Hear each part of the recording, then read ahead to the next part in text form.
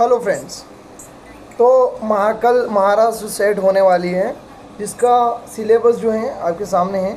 Syllabus के कुछ important जो हैं यूनिट्स हैं, जिन पर आप जो बायोलॉजी वाले हैं वो जनरली फोकस तो करती हैं, लेकिन कुछ ऐसे पोर्शन जो हैं हमारे रह जाते हैं, क्योंकि यहाँ पर पूरा लाइफ साइंस आने वाला होता है। अब लाइफ साइंस जब आता है तो कुछ पोर्शन हमारे थोड़े से हल्के से वीक रह जाते हैं, या फिर कुछ क्वेश्चन में हम फोकस नहीं कर पाते। तो इसीलिए हम कुछ क्वेश्चंस को करते हैं, फटाफट से हम क्वेश्चन करेंगे। आप इन क्वेश्चन को करके जाइएगा, कल आपको एग्ज़ाम में ये क्वेश्चन मिल जाएंगे, गारंटेड है।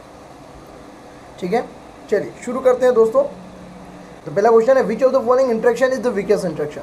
तो आपने कोवेलेंट इंट्रैक्शन, हाइड्रोजन बॉन्ड को, आयनिक बॉन्ड को, वंडरवाल इंट्रैक्शन को, इन सारे इंट्रैक्शंस को पढ़ा होगा, जिसमें से सबसे वीकेस्ट इंट्रैक्शन जो है आपको पता होना चाहिए कि वो आपका वंडरवाल इंट्रैक्शन होता है। एक्चुअली आंसर यहाँ पर मैंने लगा दिए हैं, ये हटाए नहीं है, कि वो जल्दी में बनाया है। ठीक है, चलिए कोई बात नहीं, पर आप इसको साथ का साथ करते जाइए, देखते जाइए। ये पीडीएफ में जो क्वेश्चन है इसमें पीवाईक्यू है, सीएसआर के भी पीवाईक्यू है, कुछ क्वेश्चन बहुत थोड़े से पुराने, और ये ऐसे सेट में ऐसे सिंपल क्वेश्चन आते ही हैं दोस्तों। सेट का कट ऑफ थोड़ा सा ऊपर जाता है, इसीलिए क्योंकि थोड़े क्वेश्चन बहुत ज़्यादा ही सिंपल आते हैं। ठीक, और कुछ क्वेश्चन अच्छे से टफ आते हैं, जैसे हम सेल सिग्नलिंग की अभी बात करने वाले हैं। ठीक, तो अच्छे से पढ़िएगा, इंपॉर्टेंट पोर्शन है, याद ध्यान से करिएगा। चलिए दूसरा है, which biomolecule contain the peptide bond. तो बहुत ही सिंपल क्वेश्चन आ गया है, पेप्टाइड बॉन्ड। तो पेप्टाइड बॉन्ड होते हैं प्रोटीन में, आपको ध्यान है। ठीक है, तो आंसर हो जाएगा इसका प्रोटीन, यानी बी आंसर हो जाएगा।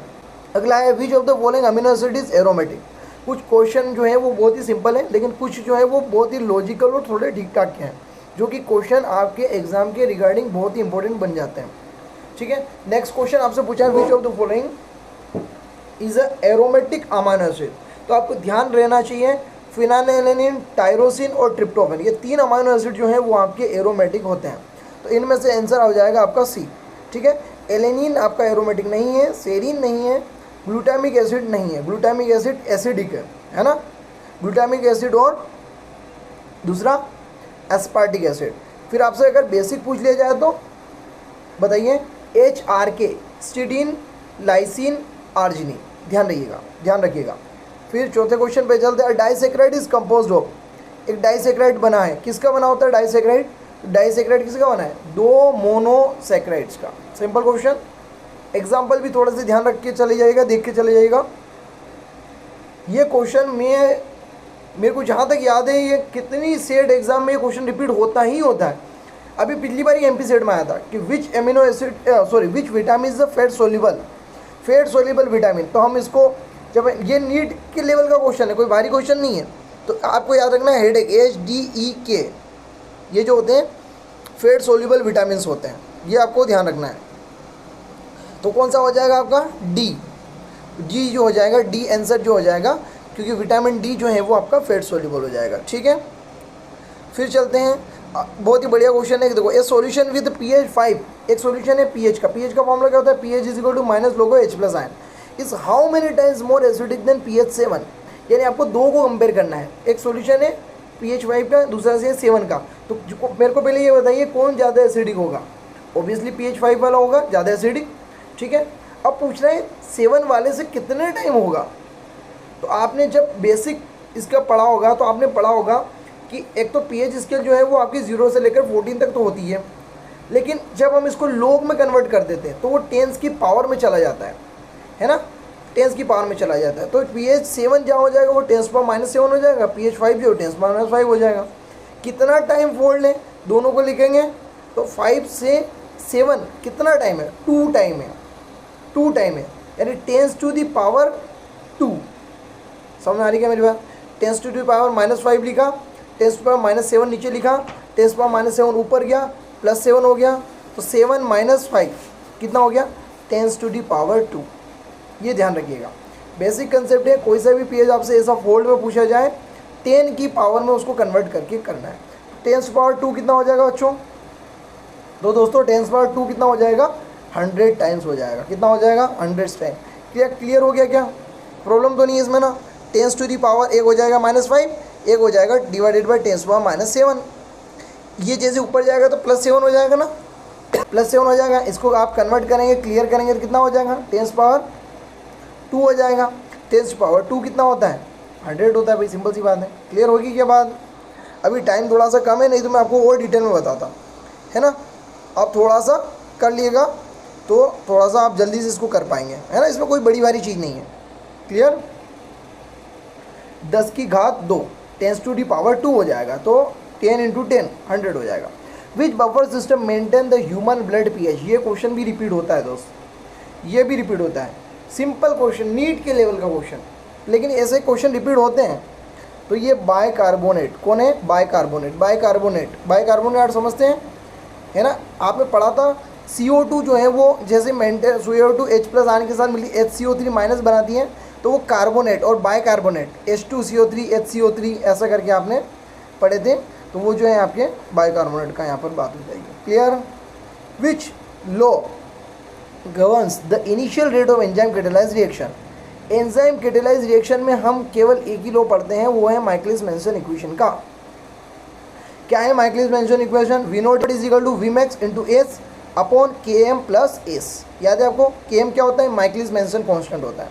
अब इतना डिटेल में नहीं पूछते क्योंकि CSR नहीं है, सेट है ना। तो मैं अभी इतना डिटेल में बात कर भी नहीं रहा हूँ, बस ये सीधे सीधे क्वेश्चन करके चले जाना। मैंने अभी जो इक्वेशन बोली वो इक्वेशन याद करके चले जाना, एक बार लिख लेना, याद आ जाएगी। V0 = Vmax × S, S मतलब substrate concentration, divided by Km मतलब Michaelis mention constant, plus S substrate का कंसंट्रेशन, लेकिन प्लस में, ऊपर मल्टीप्लिकेशन में है। क्लियर? चलो, तो आंसर क्या हो जाएगा? A। यहाँ तक क्लियर? यहाँ तक ठीक? नेक्स्ट क्वेश्चन है डेल्टा G क्या होता है? Gibbs free energy. किसी रिएक्शन की जीरो कब होती है? ये क्वेश्चन भी बनता है। एक बार पूछते हैं कि पॉजिटिव कब होती है, एक बार पूछता है नेगेटिव कब होती है, एक बोलता है जीरो कब होती है। जीरो कब होती है? जब रिएक्शन हो इक्विलिब्रियम पर। जब रिएक्शन कहाँ हो? इक्विलिब्रियम पर। ठीक, तो रिएक्शन कहाँ हो बच्चों? इक्विलिब्रियम पर, तब डेल्टा G 0 हो जाता है। क्लियर?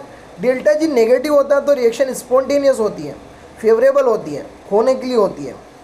और डेल्टा G पॉजिटिव होता है तो एनर्जी देनी पड़ती है, नॉन स्पॉन्टेनियस होती है। नॉन स्पॉन्टेनियस मतलब रिएक्शन खुद से नहीं हो सकती, हमें उसको करवाना पड़ेगा, एनर्जी देनी पड़ेगी, then delta G is positive.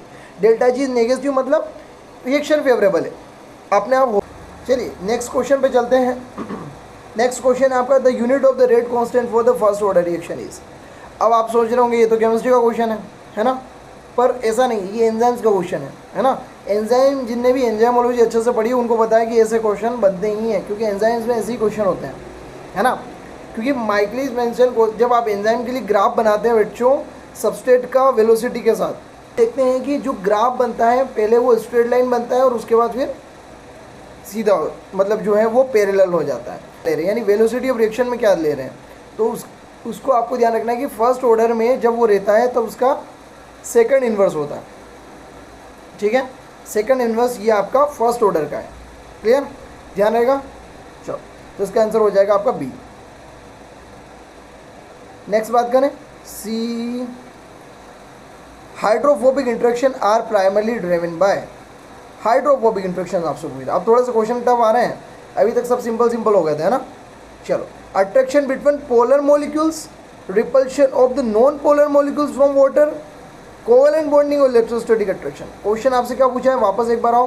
Hydrophobic interaction, hydrophobic interaction, तो हाइड्रोफोबिक इंट्रैक्शन में repulsion of non polar molecule from the water. Hydrophobic क्योंकि वाटर जो है, वाटर के पास, वाटर कैसा है, वाटर कैसा है, वाटर कैसा है, पोलर मॉलिक्यूल है, तो इसके साथ नॉन पोलर का repulsion of non polar molecule from the water, तो ये आपका हाइड्रोफोबिक हो जाएगा। सही बात है, क्लियर।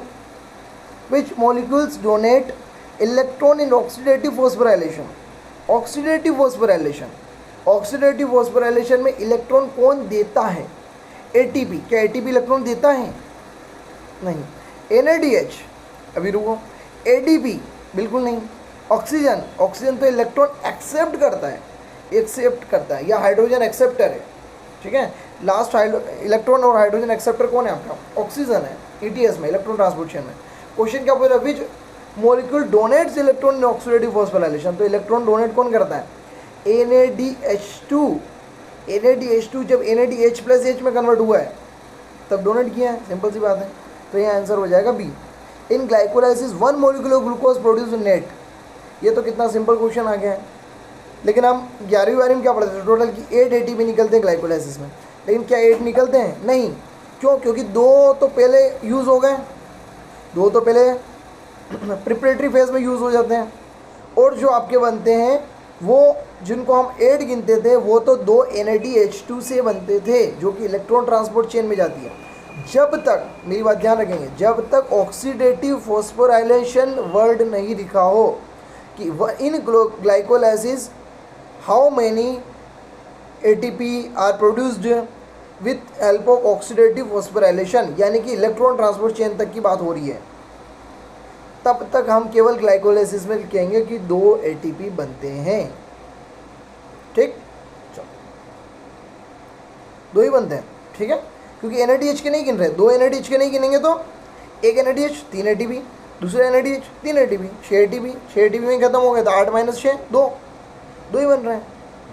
ठीक, ओवरऑल तो बनते हैं ना, ओवरऑल तो 8 बनते हैं, लेकिन इलेक्ट्रॉन ट्रांसपोर्ट चेन में जाने के बाद तक, लेकिन आपसे केवल ग्लाइकोलाइसिस पूछे तो 2 ध्यान रखेंगे। The final electron acceptor in aerobic respiration, अभी बात हुई है, final electron acceptor is oxygen, याद रहेगा, ध्यान रहेगा। चलो, ATP synthesis in mitochondria is powered by ATP synthesis.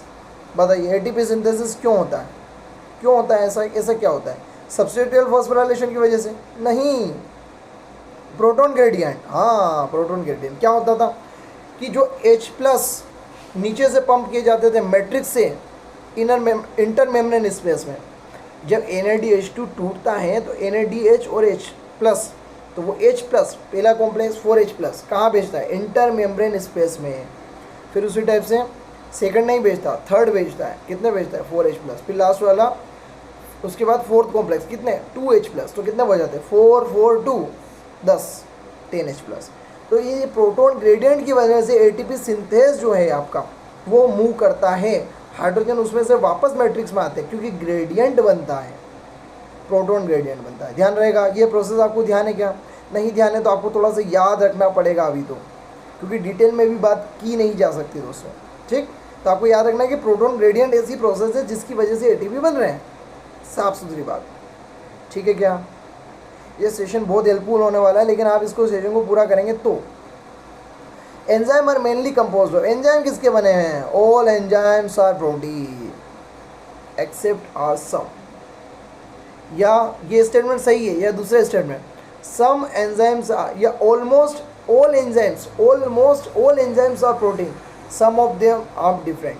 तो दूसरा स्टेटमेंट ज़्यादा सही है कि almost all enzymes are protein, लेकिन ज़्यादा से ज़्यादा सब प्रोटीन के ही बने, तो ये सी आंसर हो जाएगा इसका। क्लियर? कुछ एंजाइम किसी और चीज़ के बने हैं, आंसर दे करके बताइएगा मुझे किसके बने हैं। तो RNA बेस्ड एंजाइम भी होते हैं। एग्जाम्पल क्या होता है वो आप मेरे को बताएंगे। 17 question, the substrate bind to which part of the enzyme. बहुत ही सिंपल क्वेश्चन। एंजाइम जो कि कौन सबस्ट्रेट कहाँ बाइंड होता है? कहाँ बाइंड होता है? एलोस्टेरिक साइड पर? नहीं, एक्टिव साइड पर। एक्टिव साइड पर बाइंड होता है ना। ठीक। Competitive inhibition effects, very important. 3 type के इनिबिशन होते हैं, कॉम्पिटिटिव, अनकॉम्पिटिटिव, नॉन कॉम्पिटिटिव, एक होता है मिक्स, 4 होते हैं, लेकिन जनरली हम 3 पढ़ लेते हैं। तो उसमें कॉम्पिटिटिव मतलब कंपटीशन होता है, और आपने जब ग्राफ देखा होगा तो उसमें ग्राफ एक दूसरे से कम्पीट करके लड़ रहा होता है, और वो जिस पॉइंट पर दोनों ग्राफ में जब मीट कर रहा होता है तो आप देखते हैं कि वो ग्राफ में जब हम LB प्लॉट बनाते हैं तो ग्राफ में दोनों लाइन एक दूसरे को काट रही होती है, तो एक ही पॉइंट पर काट रही होती है। मैं y एक्सिस की बात कर रहा हूँ दोस्तों, y एक्सिस में वेलोसिटी एक ही होती है, इसका मतलब Vmax अफेक्ट नहीं होती है। क्या अफेक्ट होता है? Km अफेक्ट होता है, Km अफेक्ट होता है। सो आंसर हो जाएगा Km ओनली। याद रहेगा, ये सिंपल क्वेश्चन है दोस्तों, ये क्वेश्चन आएगा ही आएगा, चाहे ग्राफ बना करके आए, चाहे कैसे भी आए, चाहे मैच्ड कॉलम आए, ये क्वेश्चन आना ही है। अगला question, an enzyme of coenzyme is, sorry an example of coenzyme is, coenzyme का एक एग्जाम्पल है, बताइए। NAD याद रखना है, निकोटिनामाइड एडेनिन डाई न्यूक्लियोटाइड, ये एक कोएंजाइम है। कोएंजाइम क्या होते हैं, एपोएंजाइम क्या होते हैं, ये कभी डिटेल में बात करेंगे, लेकिन अभी आपको ये याद रखना पड़ेगा। बाकी सब मेटल आयन है, बाकी सब आपको दिख रहे हैं मेटल आयन्स हैं, ठीक, कोएंजाइम नहीं है। अगला, allosteric enzyme inhibit, allosteric enzyme कैसे इनहिबिट करता है, तो उसके लिए क्या बनता है, क्या लीनियर काइनेटिक्स ग्राफ फॉलो होता है क्या, लीनियर काइनेटिक्स बिल्कुल ऐसा नहीं होता है, सिग्मोइडल काइनेटिक्स बनती है क्या, सिग्मोइडल। दूसरा Michaelis Menten kinetics, Michaelis Menten kinetics follow नहीं करते हैं एलोस्टेरिक एंजाइम, ध्यान रखेंगे, ये तो नॉर्मल एंजाइम करते हैं। जीरो ऑर्डर काइनेटिक्स नहीं, जीरो ऑर्डर काइनेटिक्स तो कहीं से तो फॉलो ही नहीं हो रही है, तो एग्जाम्पल हो जाएगा सिग्मोइडल काइनेटिक्स, ठीक। और इसका एक एग्जाम्पल याद रखे जाएंगे, इसका एक बेहतरीन एग्जाम्पल है, जैसे ही आप गूगल पे लिखेंगे उसका एग्जाम्पल आपके सामने आ जाएगा, याद रखेंगे, क्लियर है ना। वो ऑक्सीजन को ट्रांसपोर्ट करने में काम आता है, कोऑपरेटिव बाइंडिंग होती है वहाँ पर, मैं थोड़ा सा हिंट दे रहा हूँ, ये इतना सा आपको करके जाना है। Which pathway is common in aerobic and anaerobic organism में, दोनों में कॉमन होता है, बताओ कौन सा कॉमन होता है, बचपन से पढ़ के आए, ग्लाइकोलाइसिस कॉमन होता है दादा, and beta oxidation, fatty acid are broken down to produce, बहुत ही बेहतरीन क्वेश्चन, ये अभी किसी सेट में आया है, अभी किसी सेट एग्जाम में आया, या फिर MPPSC असिस्टेंट प्रोफेसर में किसी में आया है, अभी कहीं आया है, ठीक है। तो बहुत ही सिंपल है, बीटा ऑक्सीडेशन में हम सभी पाथवे आकर के एसिटाइल कोए पर आकर के मिलते हैं, ध्यान रखिएगा, सभी पाथवे आकर के कहाँ मिलते हैं, एसिटाइल को एंजाइम पर। देखिएगा आप किसी को भी देख लीजिए, प्रोटीन है उसको तोड़ेंगे, अमीनो एसिड से अमीनो एसिड में टूटने से पहले एसिटाइल को एंजाइम ए में आकर के कन्वर्ट होगा, फिर बीटा ऑक्सीडेशन होगा। ग्लूकोज आता ही आपका एसिटाइल को ए में, फैट है वो आपका फैटी एसिड और ग्लिसरॉल में, दोनों आकर के आपको यहीं मिलेंगे। तो बीटा ऑक्सीडेशन वाले का फैटी एसिड का broken down to produce acetyl को है, ध्यान रहेगा क्या, ये भी सिंपल क्वेश्चन है ना, लेकिन थोड़ा सा मेटाबॉलिज्म में ये क्वेश्चन बनता है, इंपॉर्टेंट है। Which amino acid directly involve in the urea formation, बहुत ही इंपॉर्टेंट, बहुत ही इंपॉर्टेंट। ग्लूटाअमीन के अंदर अमीनो ग्रुप है लेकिन यूज़ नहीं होता है यूरिया बनाने में। एलेनिन कहीं से कहीं तक यूज नहीं होगा। ग्लाइसिन बेचारे के पास कोई है ही नहीं, क्या दोगे, आर्जिनिन इज आंसर। तो आर्जिनिन यूरिया फॉर्मेशन में जाता है, ठीक है, इससे डिजीज़ भी हो जाती है, तब यहाँ आर्जिनिन का रोल आता है। चलिए याद रहेगा क्या, कंप्लीट, मैं टिक नहीं कर रहा हूँ, कर देते हैं, चलो आर्जिनिन याद रखना है दोस्तों, बड़ा इंपॉर्टेंट है ये। Nucleotide biosynthesis involve, nucleotide biosynthesis कौन से पाथवे से, pentose phosphate pathway, PPP pathway, याद है क्या, nucleotide biosynthesis, purine pyrimidines, right.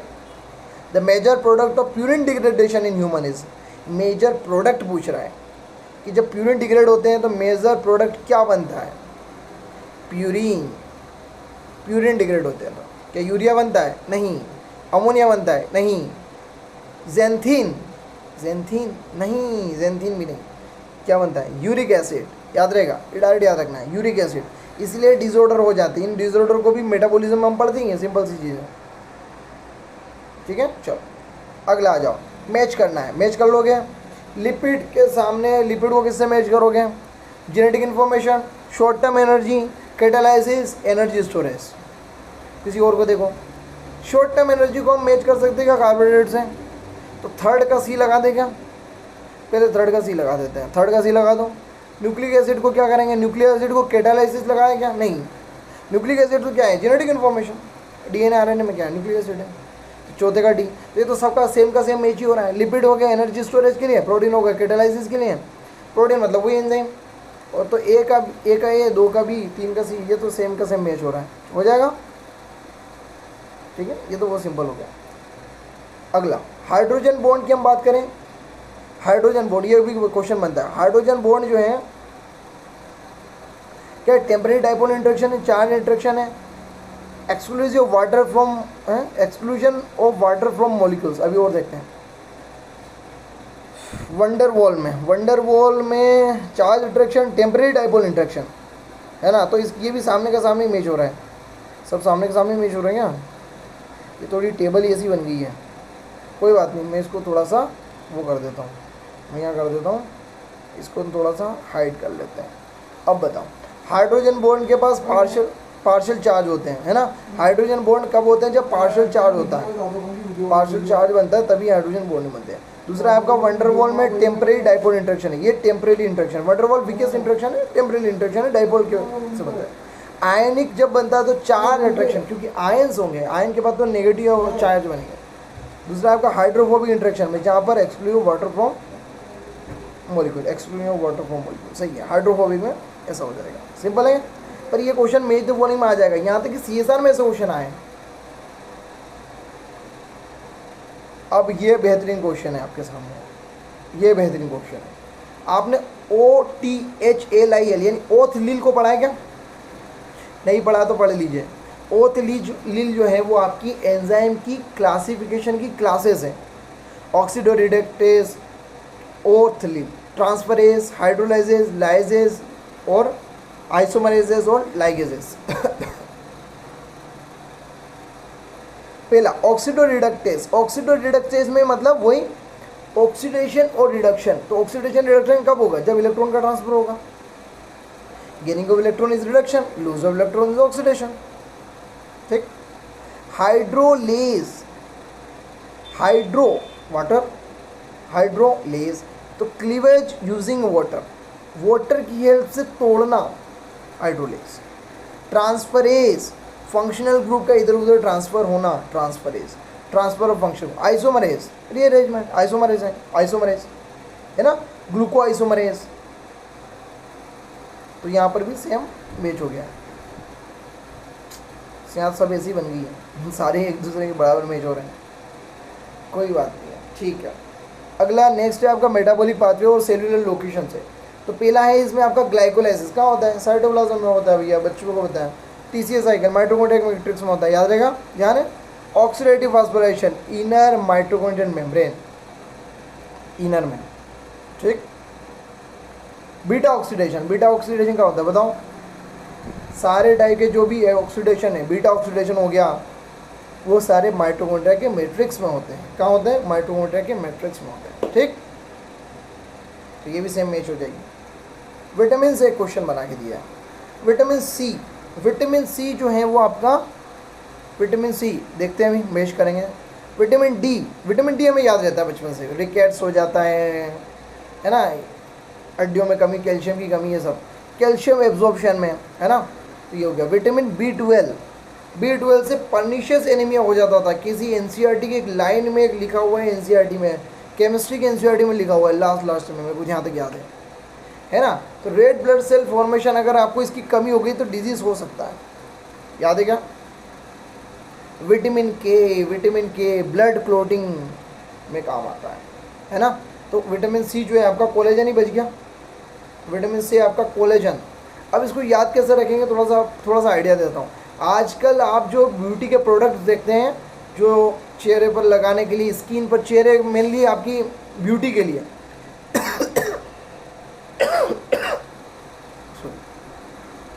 उन सब में विटामिन सी होता है।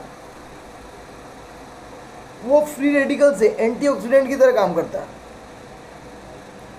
और वो कहीं ना कहीं आपके कोलेजन, क्योंकि स्किन में जो है ना कोलेजन टिश्यू जो है उसको बायोसिंथेसिस में हेल्प करता है, उसके सिंथेसिस में कहीं ना कहीं उसका रोल करता है।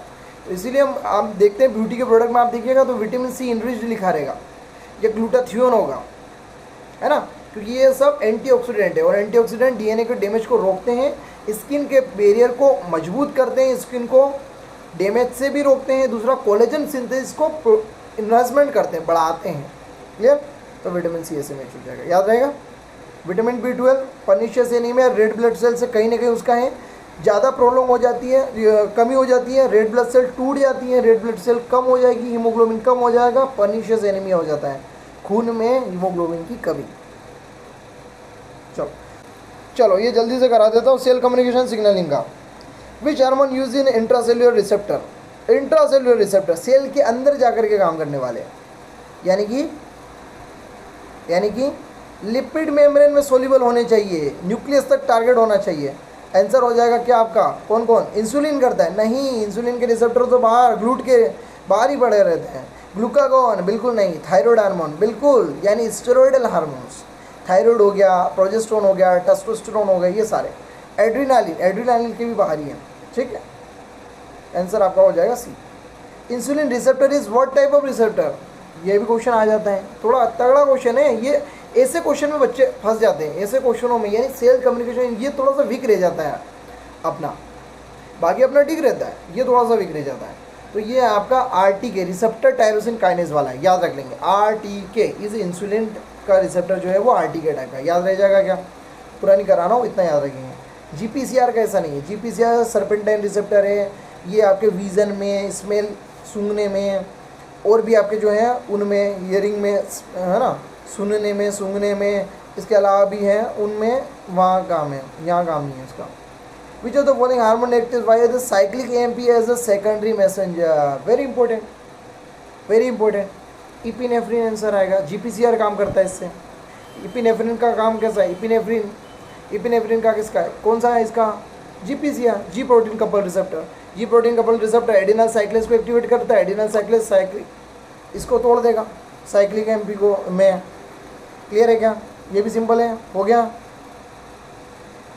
विच, ये कैसा हो गया?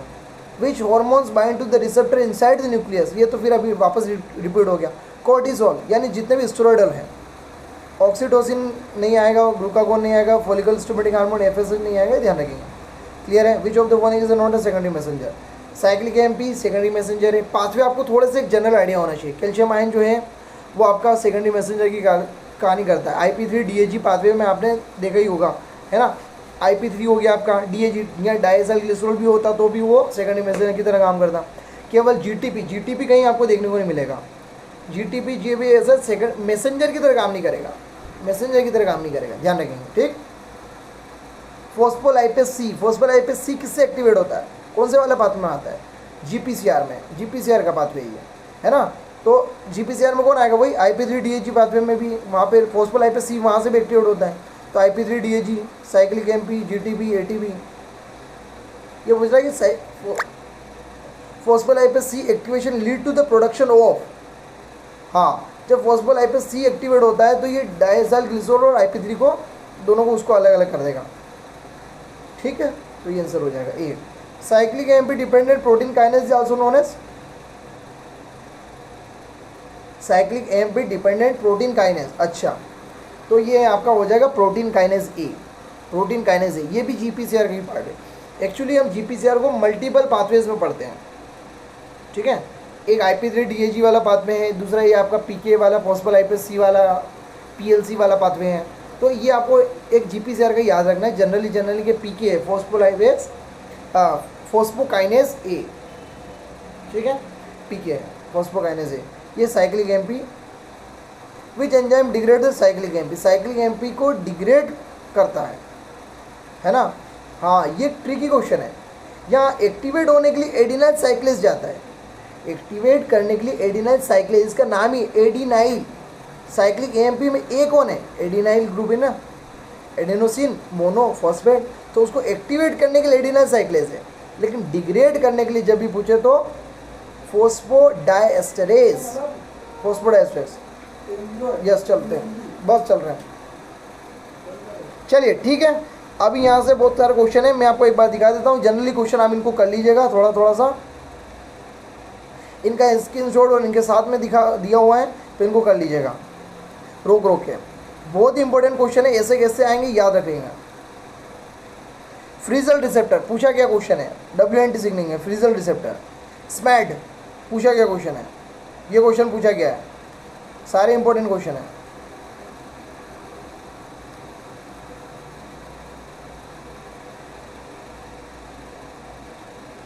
समय मिला तो मैं इस पर डिस्कस करूंगा, नहीं तो आप इनको कर लीजिएगा, स्क्रीनशॉट ले लीजिएगा रोक के और इनको कर लेना दोस्तों।